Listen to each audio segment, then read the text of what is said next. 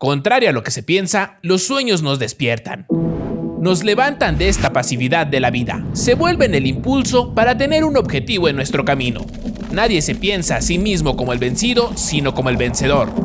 Pero la realidad es dura, y en ocasiones, para mantenernos férreos a nuestros objetivos, habrá que soñar con los ojos abiertos, para nunca olvidar nuestros propósitos. Después de todo, ¿qué tan malo puede ser soñar en exceso?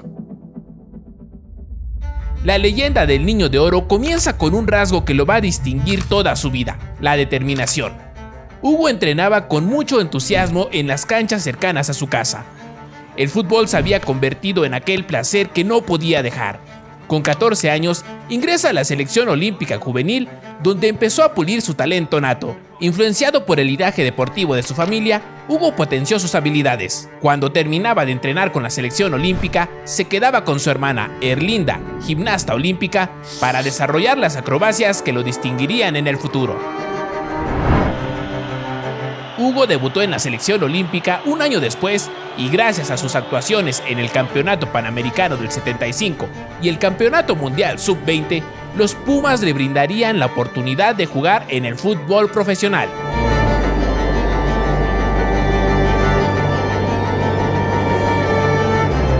Su ascenso meteórico levantó grandes expectativas.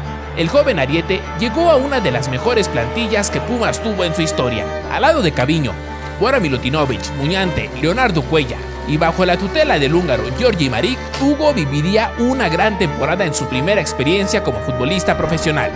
El joven novato fue ganándose su lugar de a poco, pues aunque no era titular, se volvió un revulsivo recurrente los fines de semana. Mi padre fue el que le dijo a sus compadres con una certeza y una seguridad: este niño va a ser el mejor jugador de la historia de México. Y sin decirle nada, dije: ya verás que voy a hacer los méritos y voy a hacer que no quedes mal con tus compadres. Al final de esa temporada, los Pumas lograrían su primer campeonato de liga, colaborando con 7 tantos ese año. La evolución en cada torneo era evidente, consiguiendo la convocatoria a la selección absoluta para el Mundial de Argentina 1978, pero para su mala fortuna, esa selección sería una de las peores en la historia. Hugo seguía siendo constante, y para la temporada 78-79 obtendría su primer título de goleo compartido con Caviño. Consiguieron 26 goles cada uno. Para la 80-81, Hugo era un jugador consolidado en primera división y el referente de los Pumas, que esa misma temporada volvió a coronarse campeón de liga. Cada vez se abrían más puertas para dar el salto a Europa, pero Hugo tenía una promesa pendiente. Estuve cursando la Universidad de México, entonces entrenaba en la mañana y estudiaba en la tarde. Pero yo no quise venir a Europa hasta que no terminase mi carrera, porque mi padre y mi madre pues, se esforzaron mucho por darme los estudios y la manutención. Dije, hasta que no termine mi carrera y les entregue a mis padres la carrera profesional, no me voy. El 14 de agosto de 1981, con su título universitario en la mano y con 23 años cumplidos, Hugo firmaba con el Atlético de Madrid.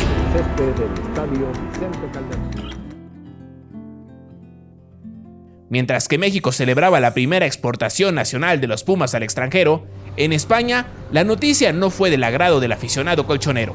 En su llegada a Madrid, los periodistas que estaban en el aeropuerto le preguntaron qué esperaba en su llegada. Hugo quiere mostrar humildad en su respuesta, diciendo que él venía con entusiasmo a aprender, pero el periodista reviró que ese no era su papel, que él venía a mostrar, ya que el lugar se lo dieron a él por encima de un español. Unos días después, el director técnico que trajo al mexicano, José Luis García Traed, era cesado después de un problema de indisciplina. El desconocimiento del nuevo técnico, Luis Cid Pérez Carriaga, sobre las cualidades del chilango, daría como resultado pocas oportunidades a Hugo para saltar a la cancha. Y cuando lo hacía, desde las gradas se escuchaba: "Indio, vete de aquí". La prensa publicaba titulares como "Queremos futbolistas, no mariachis". Y estando lejos de su país y de la gente que confiaba en él, Sánchez sintió lo más frío de la soledad. Estos 3 meses fueron tortuosos para Hugo. El Atlético de Madrid no pasaba por un buen momento y por la presión pensaron en deshacerse de él, pero Hugo prefirió reducirse la mitad del sueldo para poder permanecer dentro del club. Esta exclusión también la vivió con sus compañeros de equipo, y para darse a respetar tuvo que encararlos y llegar a los golpes. La luz tenía que aparecer y el entrenador José Luis García Traed, quien lo había traído, regresó al banquillo. La situación le abrió la posibilidad de jugar más y en su posición natural, como centro delantero, y no por las bandas como lo había hecho con Luis Cid Pérez. A raíz de su primer gol el 29 de noviembre, Hugo volvía a oler sangre y los goles comenzaron a llegar mitigando aquel racismo que se mostró desde su llegada. Terminó la temporada con 12 goles y el equipo se alejaría de la zona de descenso. Su rendimiento aumentaba cada temporada y fue en la 85-86 que ganaría su primer Pichichi con 19 tantos. Su instinto goleador, su gran remate y velocidad convirtieron a Hugo Sánchez en uno de los jugadores más peligrosos de España. Esa misma temporada, con gran actuación de Hugo, el Atleti arrasó con Real Madrid en su casa. Y en la final de la Copa del Rey frente al Athletic de Bilbao, Hugo le daría el título a los colchoneros. Sus actuaciones no pasaron por alto a los grandes clubes de la región ibérica. En la 83-84, directivos del Barcelona llegaron a un acuerdo verbal con Hugo. Yo firmado a Hugo Sánchez. Y entonces fichamos un entrenador que se llama Terry Bene. Tenemos estos jugadores y hemos fichado a Hugo Sánchez para que juegue de 9. Yo tengo un jugador que es mejor, Archibald. Y me llamó y me dice, oye Hugo, lo siento mucho. Y le digo, sí, lo vas a sentir, pero mucho. Un año después, Joan Gaspar lo volvió a intentar, pero Hugo ya le había dado su palabra a alguien más. De repente me llama Joan Gaspar y me dice, oye Hugo, tenías mucha razón, queremos pagarte lo que tú quieras. ¿Pero ya firmaste con el Real Madrid? No, no he firmado. Por favor, te dejo el cheque en blanco y el contrato que tú quieras. Le digo, no, lo siento, ya me voy con el Real Madrid, pues estoy ilusionado. Aún después de conseguir afianzarse y ganarse la afición del Atlético, Hugo sabía que sería muy difícil ganar títulos con los colchoneros y aferrándose estrictamente a sus objetivos profesionales, se marchó. En una operación atípica, para evitar las molestias de su afición, el Atleti hizo una simulación de venta a los Pumas para que este último lo vendiera al Real Madrid. El 15 de julio de 1985, con el Estadio Olímpico como escenario, Hugo Sánchez Márquez se convertiría en jugador de uno de los clubes más importantes en el mundo, si no es que el más importante. El mexicano siempre tenía muy claras sus metas, tal vez un adelantado a su época en cuanto a la profesionalidad. Según se cuenta, se quedaba a entrenar más tiempo para perfeccionar sus jugadas. Tenía calculado las porciones que debía comer, la cantidad de visitas de familiares que podría tener al año, los días que podría salir para distraerse e incluso un tiempo para practicar su profesión. En su primera temporada vestido de blanco, la 85-86, el Madrid rompió su sequía en el campeonato de liga y Hugo conquistó su segundo Pichichi con 22 dianas. En un plano más amplio, Hugo competía en la Copa UEFA. En su primera experiencia internacional, ayudó con goles para que el Real Madrid se instalara en la semifinal para medirse ante el Inter de Milán. La ida en San Siro sería trepidante. En escasos minutos de iniciado el juego, los italianos se pusieron al frente. Hugo intentaba y el equipo blanco se asentaba mejor en el campo. La descolgada del equipo italiano inquietaba a la defensa madrileña y por la banda, un pase se convirtió en un peligroso tiro que pegaba en el travesaño. Hugo con habilidad tomaba el balón por el centro del campo y desbordaba a sus marcadores. Mandaba un pase retrasado a los pies de Valdano que no pudo convertir. Michel centra a Valdano que remata y Hugo se queda cerca de cerrar la pinza. Los de blanco embestían con un pase filtrado de Gordillo y Hugo otra vez se quedaba cerca del remate. Instantes después, en un servicio largo, el guardameta José Manuel salía mal y le regalaba el balón a Marco Tardelli para encajar el segundo. Los merengues intentaron ser más ofensivos y en su mejor oportunidad un balón filtrado de Michel encontraría a Hugo, pero su tiro pasaba a centímetros del poste. El gol merengue llegaría en un tiro de esquina, obra de Valdano. Pero 2 minutos después, Salguero marcaba en propia puerta para concretar el 3-1. En la vuelta, el Real Madrid salió con todo, y un remate de cabeza de Santillana advertía lo que estaba por venir. La presión era incesante, y la oleada blanca ponía en peligro constante a los italianos. Michel se internaba en el área de manera peligrosa, pero Giuseppe Baresi lo detenía con falta dentro del área. Hugo era implacable y metía el penal que los acercaba. En el segundo tiempo, en un tiro centro, Michel se quedaba muy cerca de hacer un golazo. Los merengues conseguirían su segundo gol por obra de Gordillo.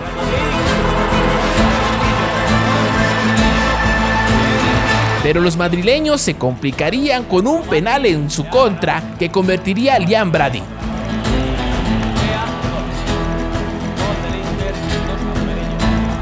Sin embargo, un penal más a favor del Real Madrid, ejecutado por su killer Hugo Sánchez, empataba el global. La ofensiva local daba la impresión de poder anotar primero, pero se acababa el tiempo regular y se iban a tiempos extra. El Madrid no bajó la intensidad y en un tiro de esquina aprovechaban el error de Senga que los acercaba al triunfo. La desesperación de los italianos hizo que se ensuciara el partido. Los merengues pondrían la estocada final con una gran descolgada entre el buitre Hugo y Santillana que pondría el 5-1 definitivo.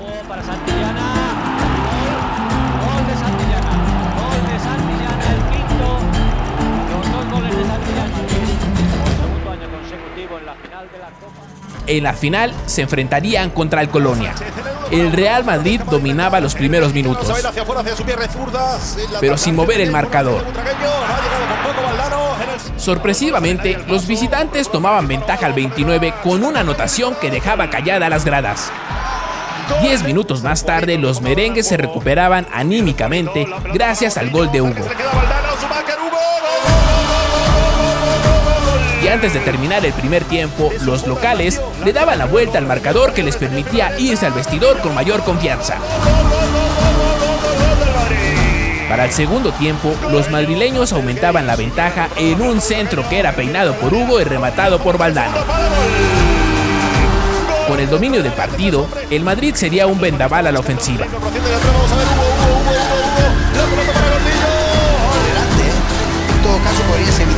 Los locales no dejarían a su presa y el cuarto gol aparecería al 86. Santillana completaría la manita y le daba un gran resultado para la vuelta. El Olympiastadion de Berlín, Alemania, sería el escenario de la vuelta. Los alemanes eran más duros y esa fuerza la resintió Hugo, que sufrió un severo golpe que lo obligó a salir del campo. Minutos más tarde, Wegebein metía a Colonia al juego. Pero fue hasta el 72 que los alemanes convertirían el segundo. Con grandes actuaciones de su portero Agustín, los blancos aguantaron el marcador hasta el pitazo final y así concluía el primer gran año para el mexicano. Hugo obtenía su primer campeonato internacional y un futuro promisorio con la quinta del buitre. En la temporada 86-87, el Real Madrid volvía a quedarse con la liga y el número 9 obtenía de nuevo el Pichichi, esta vez con 34 goles. En la Copa de Europa, lo que hoy conocemos como la Champions League, el Madrid se encontró al Bayern Múnich en las semifinales. La ida la jugarían sin Hugo, y en el partido los merengues recibirían 2 tarjetas rojas, cayendo por un marcador de 4-1. Con una losa muy pesada, el Madrid no pudo remontar y solo pudo anotar un gol. Sánchez no solo se diferenciaba por su gran juego, sino que su carácter también era distinto. El mexicano quería separar el trabajo de su vida personal, ya que sentía que hacer relaciones cercanas podía volverse problemático para sus objetivos. Ejemplo de esta frialdad se hizo patente meses antes de terminar esta temporada. Trascendió por el diario La Gazzetta dello Sport que Hugo tenía pláticas con clubes de la liga italiana. Se hablaba principalmente del Inter de Milán y también acercamientos de la Juventus y el AC Milán. Sus compañeros de equipo consideraban a Hugo un amigo, pero el azteca tenía claro que los compañeros de su club eran solo compañeros de trabajo. Maloney llegó a decir: mientras esté, que siga metiendo goles. Es tan frío que esto no le va a afectar. Al final, el traspaso se trabó entre las directivas y con el tiempo todo volvió a la normalidad. En la temporada 87-88, Hugo no dejaba de ser el mejor delantero de la liga, consumando su cuarto Pichichi al hilo y siendo campeón nacional una vez más con el Real Madrid. En la Copa de Europa volvieron a quedarse a las puertas de la final. En cuartos cobrarían revancha al Bayern y el PSV sería su rival en semifinales. En la ida, el equipo español empataría un gol. Hugo marcaría el único tanto de los locales. En la vuelta, solo necesitaban un gol para complicarle la vida a los holandeses, pero esa anotación nunca llegó. Y con un resultado final de 0-0, avanzaría el PSV por criterio de desempate. El momento más memorable de ese año se da en la jornada 32 de la liga. La Huguina era el sello de la casa, un remate aéreo ya sea de tijera o de chilena. La acrobacia de por sí era llamativa.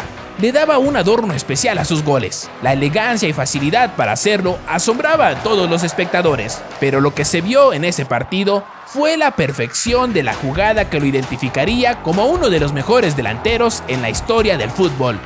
En la liga, los merengues seguían intratables, consiguiendo su cuarto campeonato consecutivo. Sorprendentemente, Hugo no obtendría el Pichichi.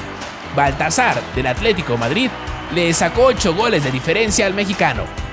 Perder el liderato de goleo caló en el orgullo del delantero que se proponía superarse continuamente. Jorge Valdano cuenta que alguna vez dijo que el mejor jugador era Maradona. Esto no le hizo gracia al mexicano, pues sentía que él estaba a la par de Diego y creía que todo el trabajo que hacía para ser el mejor no era reconocido. Para él, la mentalidad era importante y si creía que podía conseguir algo, debía creérsela de verdad. Enfocado en la liga y con las ganas de demostrar su calidad, los de la capital española fueron contundentes al ganarla por 5ª vez consecutiva. Y Hugo, que tenía la espinita clavada por la temporada pasada, realizaría un extraordinario año al anotar 38 goles, todos de un solo toque. Un récord que demoraría 22 años en ser batido. Se proclamó máximo anotador y recuperó el Pichichi, el 5º en su carrera, y fue reconocido con la bota de oro al mejor delantero de Europa. Pero las etapas acaban. Y fue así que después de vivir sus mejores años, llegó el declive de Hugo. Las lesiones lo alejarían del protagonismo y ni su voluntad férrea lo pudo evitar. El Real Madrid perdía el dominio de España y Hugo se tenía que despedir del mítico Santiago Bernabéu. Su legado quedará en la historia del fútbol, pero en la memoria colectiva será señalado por su carácter, soberbio e incluso ególatra para algunos. Pero quizá todas estas actitudes solo eran reflejo de alguien que se creó un escudo para protegerse. Nadie quiere caminar mostrando su vulnerabilidad. En un mundo hostil donde cada persona trata de sobrevivir, no se puede culpar a alguien por defenderse. Los obstáculos de la vida nos preparan para esos golpes, para una lucha que nadie pidió. Hugo luchó con sus propias armas para mostrarle al mundo que podía soñar en grande. Logró ser el mejor delantero mexicano como se propuso, y lo demás será una anécdota.